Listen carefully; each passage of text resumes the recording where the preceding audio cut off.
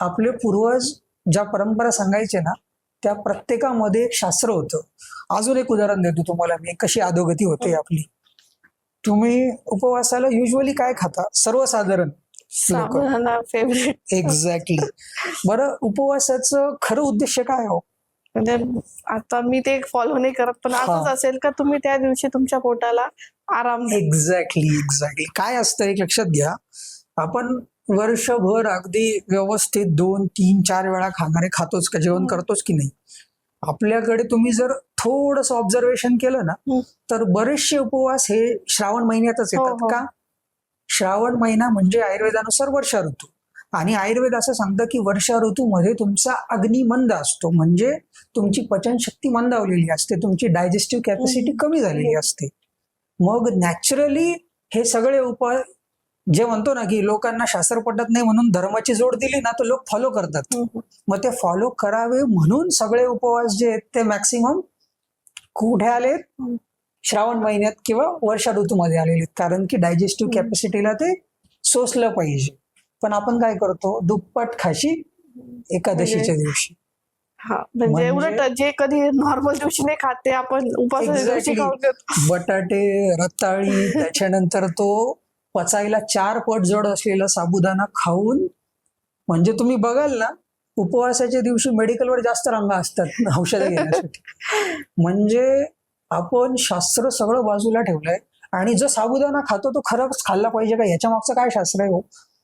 म्हणजे तुम्हाला माहितीये साबुदाण्याचं ओरिजिन कुठलं आहे?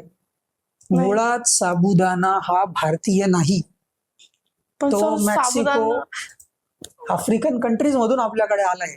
रताळ्यासारखं दिसणारा एक टॅपियोका नावाचा जो कंद आहे, त्याच्यावरती बरीच प्रक्रिया करून त्याच्यातनं तो ज्या काही चिकाच्या स्वरूपात जे काही बॉल्स तयार होतात, छोटे छोटे साबुदाण्याचे, ते तयार केले जातात, आणि पचायला अत्यंत जड असलेला साबुदाणा आपण उपवासाच्या दिवशी खातोय, जो भारतीय नाहीच आहे. मग हे पण ते म्हणजे आता मला एवढं म्हणजे डीप ना असं संस्कृत पण म्हणजे ज्ञान नाहीये, पण मी सांगतात का आपल्याला जेव्हा आपल्याला डायरेक्टली असं सांगितलं जातं, काही काही उपासाचे रूल असतात, कधी साबुदाणा चालतो न चालतो, त्याच्यात देखील असं देतात का तुम्ही आजच्या दिवशी काय खाऊ शकता, तर आज साबुदाणा खा? नाही, मला असं माझं वैयक्तिक मत असं आहे की साबुदाणाला संमत होण्यामागचं कारण एकच आहे की तो कंदमुळांपासून बनतो. पूर्वीच्या काळी लोक फक्त फळं आणि कंदमुळं खाणं अपेक्षित होतं, पण त्यावेळेला ते प्रोसेस नव्हते करत ना. आज त्या साबुदाणा बनवण्यासाठी त्या कंदमुळावरती त्याला भिजवून फर्मेंट केलं जातं, त्याच्यावर प्रक्रिया करून मग तो स्टार्चच्या स्वरूपात तो साबुदाणा मिळाला जातो. त्याच्यात अजून आपण त्याला रात्रभर भिजवणार, प्रक्रिया करणार, म्हणजे जेव्हा पोटाला आराम देणार त्याला 4 पट जास्त काम देऊन आपण अत्याचारच करतोय की नाही पोटावरती. आणि उपासाच्या दिवशी नुसतं साबुदाणा नाही खात ना, त्यासोबत आपण ऍडिशनल काय छान. खरा उपवास ज्याला करायचा असेल ना, त्याने फक्त माझ्या दृष्टीने आजच्या काळात मिळणारं संमत फूड म्हणजे एकतर भगर किंवा राजगिरा, किंवा फार तर तुमची भूक पूर्ण होत असेल तर फळ. याच्या व्यतिरिक्त काही खायला नको, तो खरा उपवास. आणि मी सगळ्या माझ्या पेशंटला सांगतो की तुम्ही साबुदाणा खाता म्हणजे तुम्ही स्वतःला पण फसवता आणि देवाला पण फसवता.